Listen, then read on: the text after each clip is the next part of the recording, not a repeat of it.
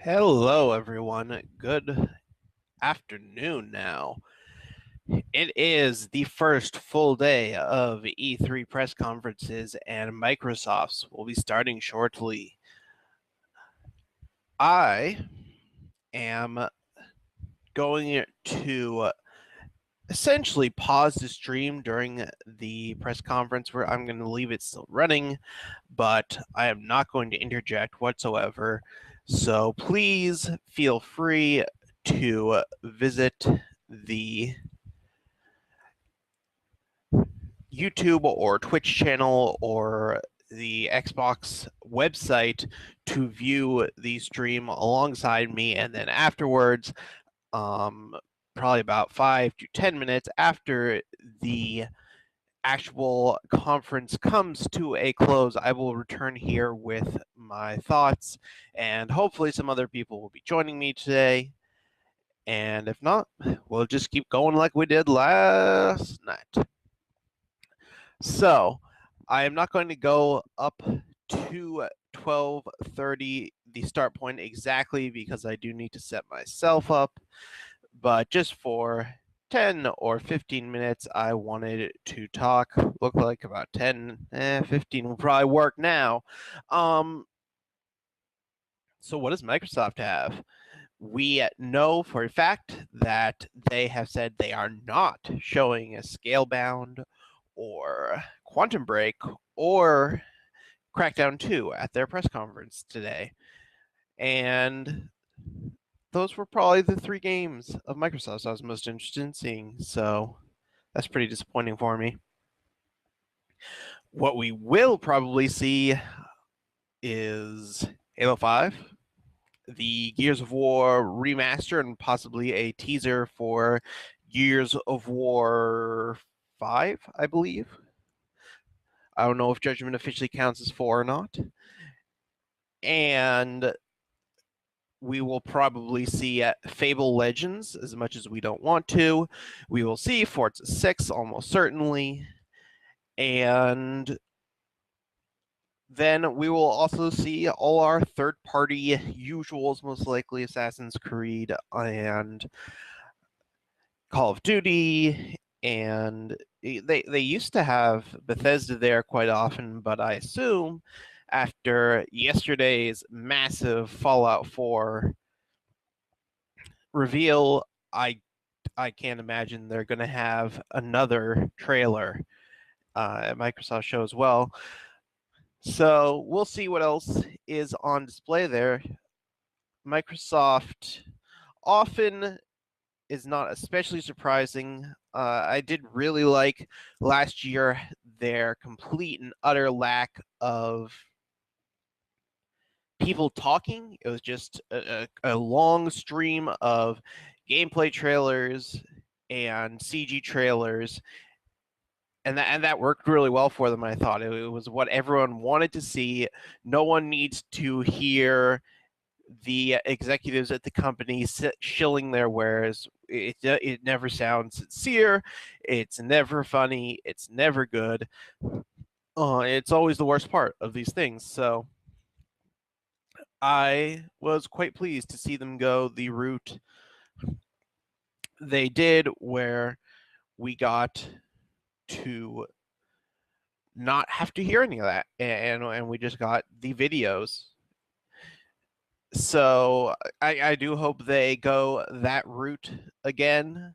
And last year's videos, I think, ended up being a bit underwhelming, and the non-CG ones specifically. And I hope that this year's stuff is more impressive, or at least more fascinating. But we can never know for certain. And that is pretty close to all I have to say about Microsoft. If you tuned into our pre E3 hype show a couple days ago, you'll note that none of us were super interested in anything Microsoft had on display. And I think part of that is because Microsoft's E3 showings tend to focus very, very heavily on regularly scheduled AAA series. So, we know, hey, this press conference will have a sequence involving Call of Duty that will probably say the words "in the interest of time," and it will have some lengthy Assassin's Creed demonstration that will probably be better than the one at Ubisoft's actual press conference. And it will have the latest Forza and the latest Fable and the latest Halo and the latest Gears. It's honestly an issue for Microsoft on at this point. They need to do a better job at surprising and offering unique, new, interesting ideas, because there's only so many years you can run a show based on the same games over and over and over again. And it's honestly always been Microsoft's weakness, their over reliance on a handful of very profitable franchises. So hopefully we'll see some non standard stuff from them, but considering they removed Quantum Break and Scalebound, two of the only original new IPs they had announced this entire generation from this conference, I don't have super high hopes for anything that surprising or interesting showing up.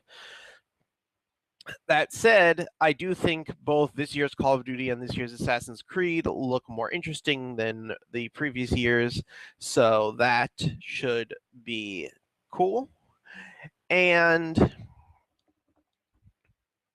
other than that, I don't have much else to say about Microsoft. They just do not have anything super interesting going on. So, with that, I am going to probably sign off, get myself ready for the show, which will start any minute, get a drink, and I will return after the conference comes to its conclusion, hopefully with other people and definitely with opinions on all of the trailers, the gameplay demos, the terrible puns and jokes and fake laughter. So I will see you all then, and this is me signing off for about 2 hours. I believe this show is supposed to run. So yeah, 1.5 hours. So I will see you all in about 1.5 hours.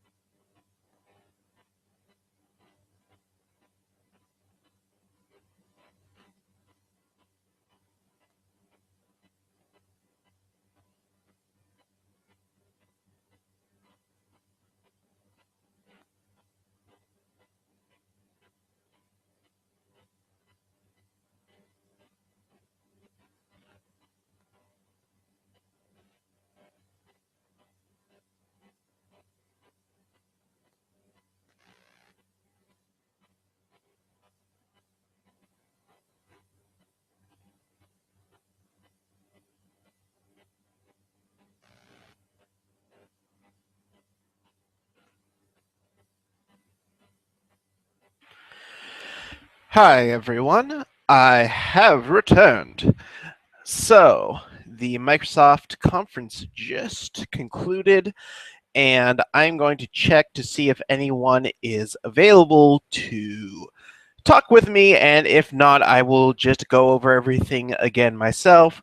So, just FYI, 5 minutes, and I will be back with the recap. So, hold on for a couple minutes, guys. I'll be back.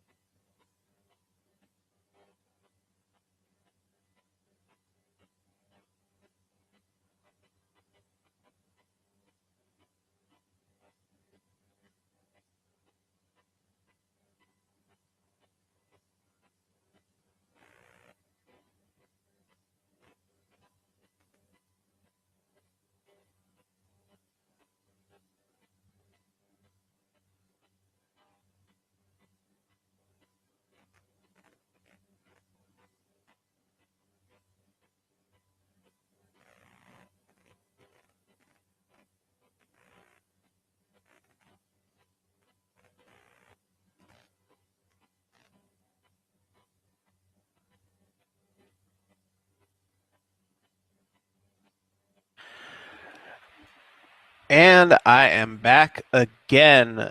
I have sent out an invite to a bunch of people. Hopefully, we'll get some fellows joining me eventually. Until then, I am going to start recapping what happened and give my impressions of the numerous trailers and demos shown off during Microsoft's press conference. Overall, I was impressed with some elements, less impressed with others. There was a lot more showmanship and executive talk than last year, so that was too bad. But there were some, I think, vastly superior demos to anything shown last year, and only a couple full CG trailers intermixed with all of the live gameplay being played, which is what we want to see. So there's a ton of stuff, so I will just jump into it right away. So, show opened with Halo 5 Guardians. Of note, no Call of Duty at this Microsoft press conference, which marks the very first time there has not been Call of Duty there since Call of Duty 4, I believe. So, probably the rumors of Sony securing some sort of exclusive Call of Duty content this year are on point, because I can't imagine any other reason Call of Duty would not show up at the Microsoft press conference as it has every single year for the near decade. So, yeah, that's actually probably for a decade, starting with Call of Duty 2 with the launch of the Xbox 360. So that's actually a major difference to open with something that is not Call of Duty. Meanwhile, Halo 5 Guardians took its place. I honestly was not super impressed by this demonstration. It looked a little too Call of Duty-esque, too scripted maybe for my tastes, lacking the open sandboxy combat that you get from classic Halo. But obviously this is a demo, and it was opening a very important show for Microsoft, so they have to show a more intense and scripted sequence in a situation like this. But I don't think Halo shows super well at press conferences, because the things that make Halo special are the way its combat systems adapt to your actions, and that sort of large scale sandboxy level design is really fun, but not really easy to demonstrate in a 5-minute demo. And it makes it so the game is often less visually impressive from moment to moment. So I wasn't super impressed by the demo. It felt like they were trying to shoehorn a Call of Duty or Battlefield style sequence into a Halo game, and it didn't look especially great. But I'll keep an open mind. I think there are some fascinating things they can do with the story here, so hopefully that works out well for them. And the multiplayer thing, I'm not entirely clear if that was meant to say that was co-op, or if that was competitive and cooperative combination was kind of what I was getting. Maybe a something like Gears of War's Beast Mode, where you're doing sort of a wave-based thing just with human enemies on the opposing side. That could have been what they were trying to show there. I wasn't super clear what that was. But 24 players is larger than any Halo game thus far that we have seen, to my knowledge. The most players, at least on the console Halo game, has been 16. I think the Xbox the PC port of Halo 2 and Halo 1 might have actually allowed for significantly more players, but the maps were obviously not built with more than 16 players in mind in Xbox. The original Xbox's original Halo, they were built for 4-player split screen in most cases, so having maps designed for 24 players should provide some interesting changes, especially if there's going to be a third AI party involved in this as well. So I think the multiplayer reveal was a bit confusing, but if that what I just described is what they were trying to say, then I do think that would be a pretty cool addition to the multiplayer. The single player demo kind of left me feeling meh, so I guess I don't have anything super great to say about that demonstration. And that was followed up, I believe, directly with Fallout 4. Which we saw for 15-20 minutes yesterday at Bethesda's press conference, and we saw a bit of new gameplay here, which seriously has to make Fallout 4 the most showed game during its E3 reveal. Just an insane amount of footage has been shown from the game, but, it's Fallout, so there's hundreds of hours of gameplay most likely, so showing half an hour is not showing a third of the game as you would be in a Call of Duty. Maybe not a third, but, a significant portion of the game would have been shown if this was a linear shooter. But for Fallout, we saw, like, barely anything, to be honest. So I don't honestly know why they included that segment. I would have much rather have seen Scalebound or Quantum Break or Crackdown 2, considering we saw so much Fallout yesterday. I didn't necessarily need any more. The one interesting thing about that demonstration was that Todd Howard ended by saying that the mods that players build on the PC using the new BethesdaNet service can be transferred over to the Xbox One version of the game, which should, at least in theory, lead to some pretty interesting gameplay variations, as seen with Skyrim and with the Fallout 3. So I think that could be pretty cool. That could be pretty cool. I guess I wonder what their limitations will be in regards to visual modifications, especially regarding copyrighted content and visual modifications that vastly alter the graphics in a way that is much more demanding on hardware and could make it difficult for the Xbox One to run.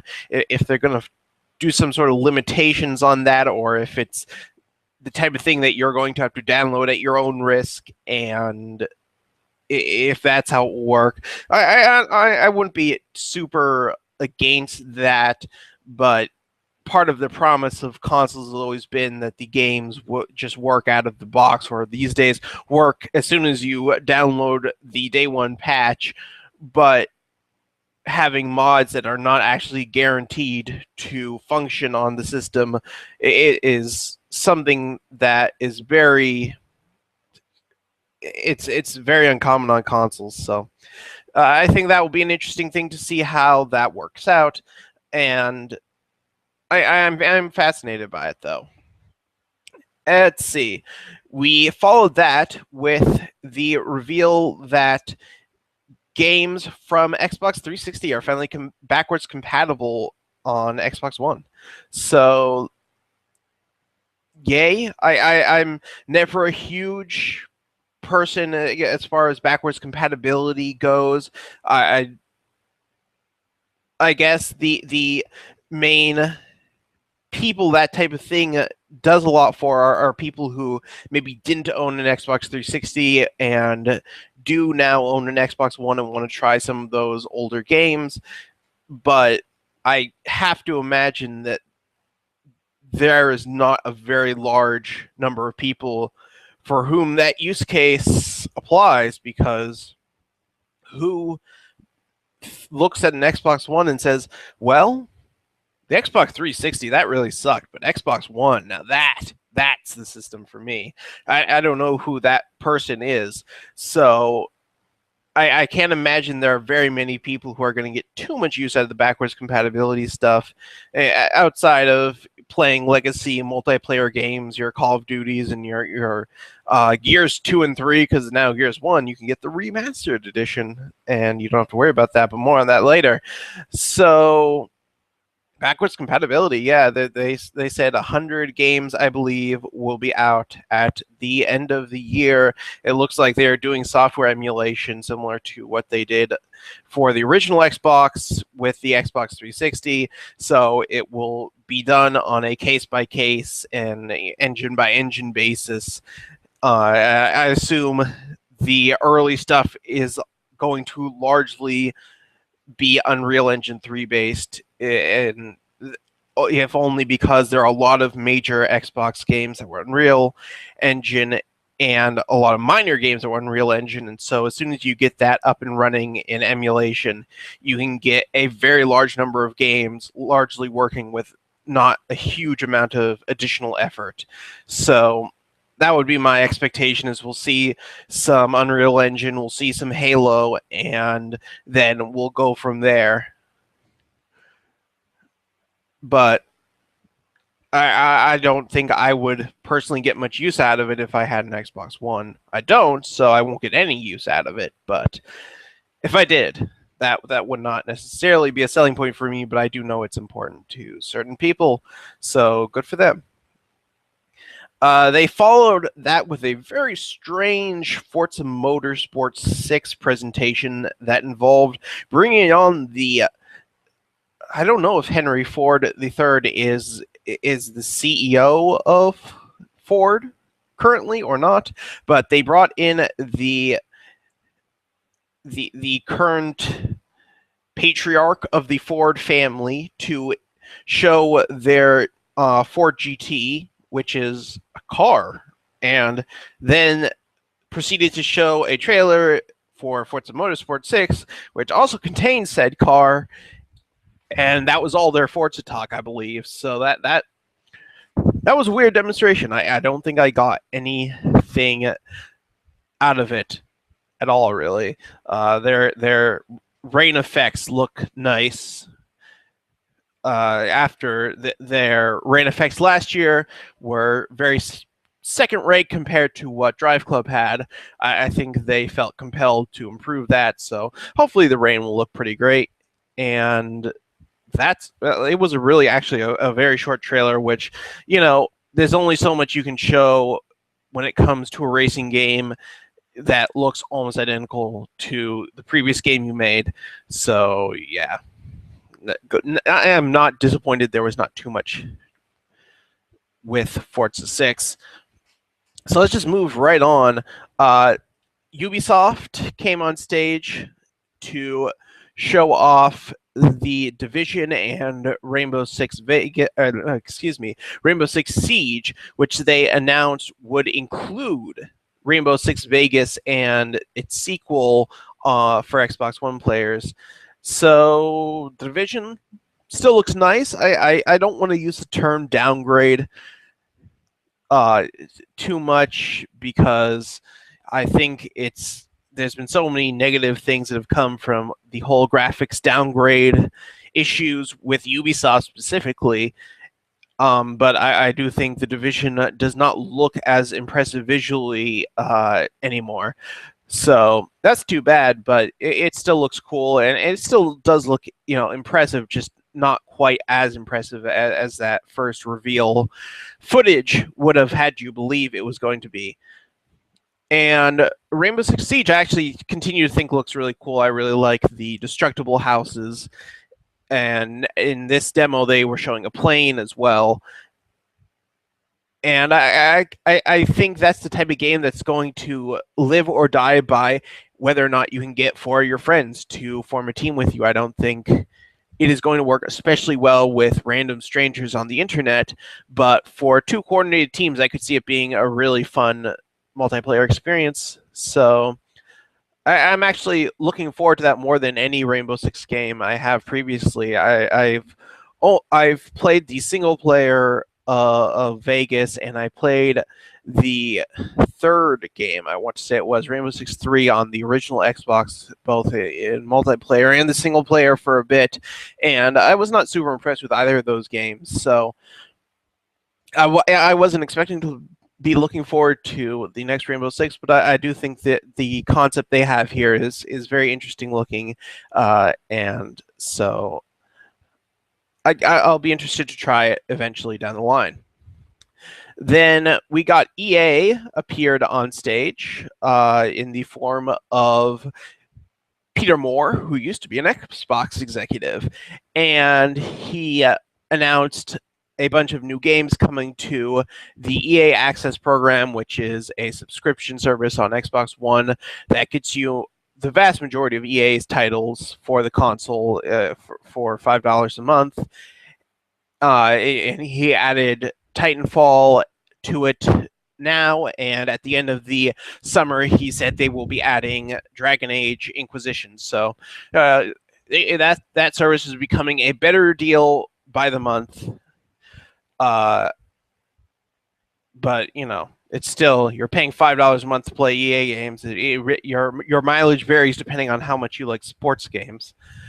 He also announced Plants vs. Zombies Garden Warfare 2. I know some people who really enjoyed the first Garden Warfare. I did not play it myself, and this one was just shown with a CG trailer, but it did look like possibly was turning the tables a bit and showing the zombies as the good guys and the plants as the villains this time around, which obviously, is the exact opposite of what they normally show.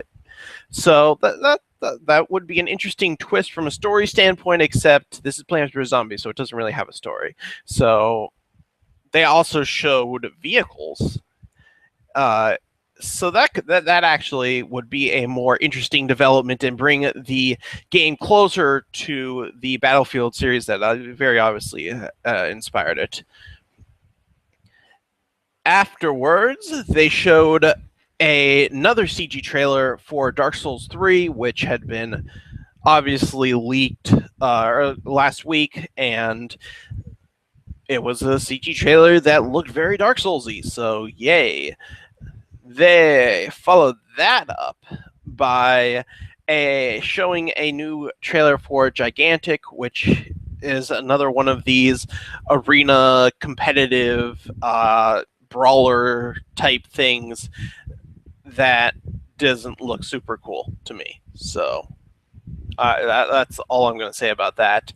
And they followed that by a large indie showing, larger than they've had over the past couple of years, including bringing DayZ creator Dan Hall onto stage and having him show off his new game called Ion, which looks to be yet another space shooter. So can't say I'm super excited for that. Fulbright, creators of Gone Home, were on stage showing off their new game Tacoma, which also takes place in space, but on a space station. It looks very similar to Gone Home, just in that setting. They also showed off Ashen and Cuphead. Ashen is what looks to be a multiplayer adventure game. It seems inspired possibly by Eco and Journey. So I thought that looked really cool. I'm not entirely sold on a game of that sort working with the emotional attachment you got in Journey, but I am fascinated by that. I thought actually of all the indie games they showed off, that one was the most interesting looking to me. And I also really love Cuphead, as I'm sure most of you know. I'm a huge fan of classic animation, and they just absolutely nail the look and feel of 30s animated cartoon stuff. And according to them, and according to what I've heard, it does play really well as well. So that's great. That's probably, I think, what everyone was worried about, that they would focus on the look and feel of it over the responsiveness of the gameplay, and that seems to not be the case. So that's pretty great. And I'm actually really looking forward to that because I do really love the look of it. And then let's talk about what I thought was maybe the most interesting reveal of the show, which is the reveal of a new game by Keiji Inafune, creator of Mega Man and Armature Games, which is made up of ex Metroid Prime developers, and they're creating a Xbox exclusive called ReCore, which had a really interesting look to it. It was just a CG trailer shown, so it's hard to judge what the gameplay is or even exactly what the story is, but there seemed to be basically a power core that a girl was carrying around that when placed in various objects brought them to life with the same personality. The monster would be destroyed and you take the power core, you put it in something else, it would be reborn. So that looks like what the gameplay loop of that will be, and that has the potential to be very interesting. I enjoy Metroid Prime. I've enjoyed a lot of Kenji Inafune's stuff, so hopefully that will be as neat as it looks. And hey, Microsoft had a new IP, so that's pretty great. In fact, that wasn't their only new IP. Let's move on to Rare. Rare started off announcing its Rare Replay, which is a collection of 30 Rare games. I don't know if they have anywhere confirmed what the games are, but 30 games for $30 is not a bad deal. And at least some of those games are still worth playing today. So that's super cool. I would recommend people who have not played any of Rare's Legacy collection to get hold of that. It's coming out on August 4th. And they followed that up by announcing a brand new IP. Two new IPs were at this Microsoft press conference. Very impressive stuff.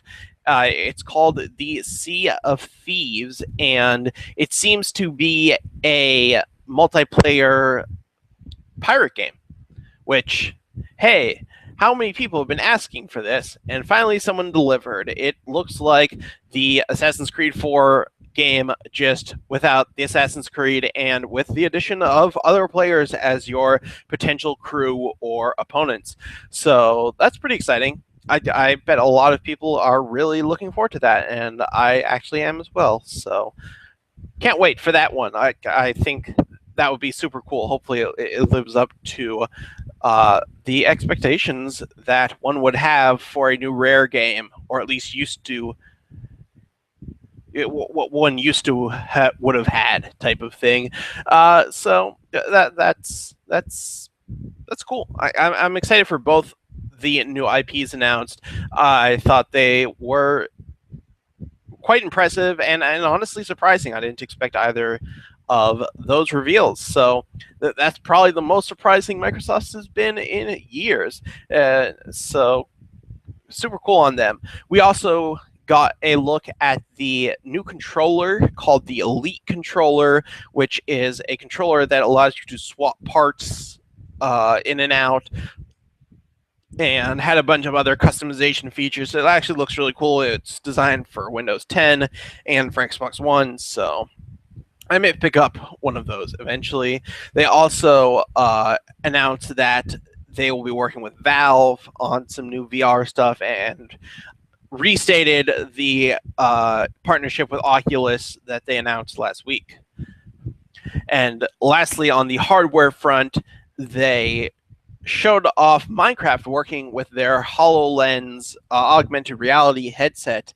And it was actually a very cool demo showing a player looking at Minecraft on a table from an overhead perspective, and the level was basically popping off of the table. It was, as a hologram, and he was interacting with it with his hands and with his voice, similar to, say, how Iron Man reacts with Jarvis or interacts, sorry, with Jarvis in the Iron Man movies. So that seemed super interesting, at least from a technical perspective. I don't know how valuable it would be as a gameplay addition to Minecraft, but as a demonstration of the possibilities provided by augmented reality, I think it's a very good way to demonstrate that in a game that does not require a very large amount of graphics processing muscle to run, which is going to be important for all of these augmented and virtual reality things that we are going to see going forward. So let's go back. There are a couple other games on display. Let's see. There was Rise of the Tomb Raider being shown for the first time. We got a CG trailer last year, and now we were actually getting a full-on gameplay demonstration that looked really, really gorgeous from a technical perspective. Looked like Tomb Raider from a gameplay perspective. So by Tomb Raider, I mean the 2012 Tomb Raider reboot, not the classic Tomb Raider. So I really enjoyed that 2012 game. I thought it was really good. So I'm looking forward to this, and it did really look very, very, very impressive from a visual standpoint. Probably the most impressive thing on display visually, honestly, at Microsoft's press conference, and that we've seen at E3 so far this year. So I'm super excited about that one. Actually, that's one of the more interesting big budget upcoming titles that is being released this year, I think. And that brings us. Oh, there was also Fable Legends. I have now discussed Fable Legends. Moving on. They concluded the show by showing off the Gears of War Ultimate Edition and Gears of War 4. So the Ultimate Edition showed off, maybe is not the correct term. They pretty much just confirmed what we already knew, that it is on the way and that they'll be showing more throughout the week. They then showed off a gameplay demo of Gears of War 4, which I honestly wasn't expecting. I thought we were going to be getting a CG trailer of that, but we got a full-on live demonstration, which looked super awesome as well. They seem to be introducing a new set of characters, which I know a lot of people really wanted to see occur, because it did really feel like Marcus and Dom's story had reached its natural conclusion at the end of Gears of War 3. And so outside of a prequel showing their acts during the Pendulum Wars, I don't think there was anywhere to go from a story standpoint with those characters. So I am glad that they decided to go this route as far as introducing new characters, introducing a new setting, and the enemies they showed looked similar to Locust, but not identical. So it isn't even clear if it's the same opponents you're fighting. And visually it looked very impressive. There's especially one sequence shortly into the demo with a storm coming that produces some great lighting and destructibility. So definitely thought that was a very cool demonstration. As far as internal first-party stuff goes, I thought that looked significantly more interesting than Halo.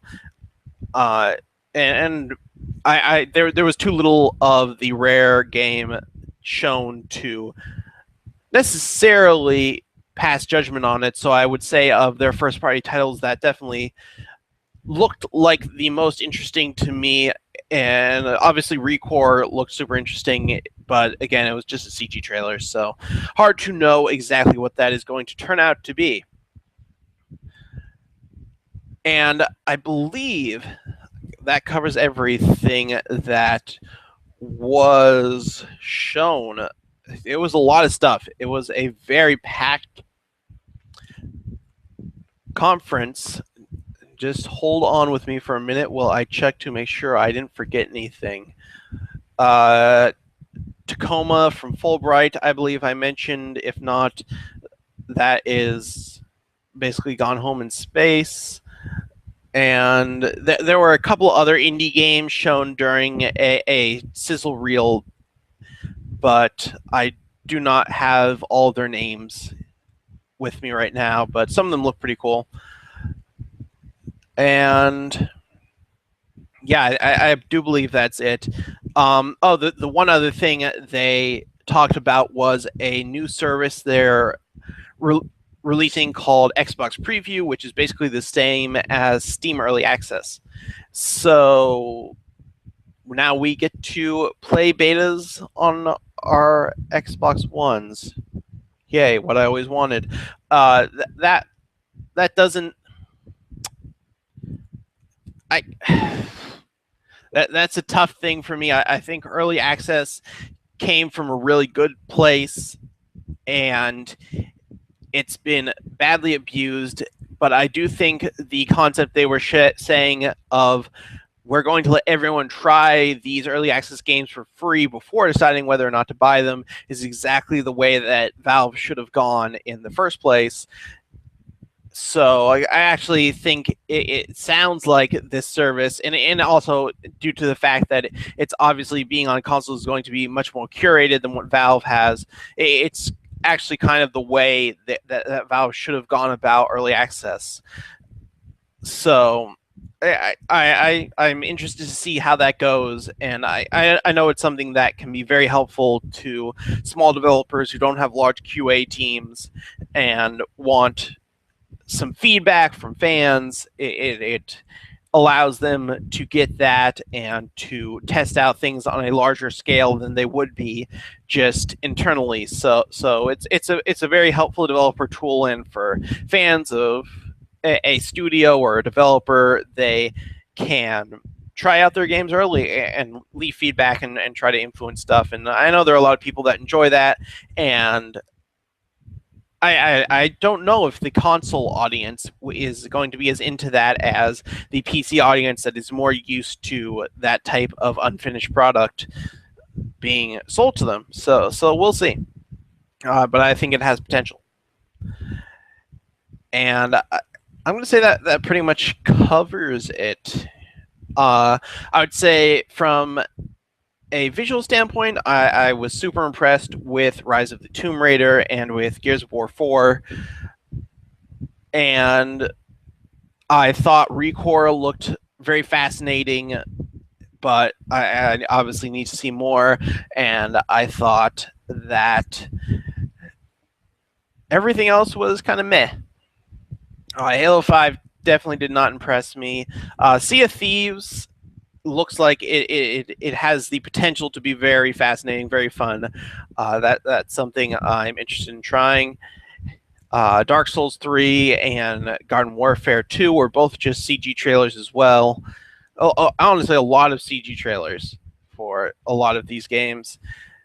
The Ubisoft stuff was not especially exciting. I'm sure we'll be seeing more detailed versions of those things in a couple hours when their show goes live. And the Fallout 4 stuff was almost identical to what we saw yesterday, and I had gotten quite enough of it yesterday due to that lengthy demo. So that pretty much covers that.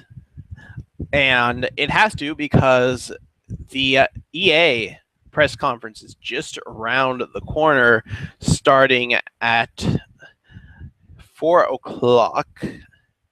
So I'm going to take a quick break, get a drink, stop this stream, start up the EA one, and I'll be back in maybe half an hour to 45 minutes as we gear up for EA, and that will be followed directly by Ubisoft's press conference. So if you are going to take a break from watching press conferences, this 45 minutes or so is going to be your time. And Ubisoft's show will end at 7, and then we'll get a couple hours before the Sony show ends the day at 9:00. And so give me a couple minutes to reset, and we will get ready for EA shortly.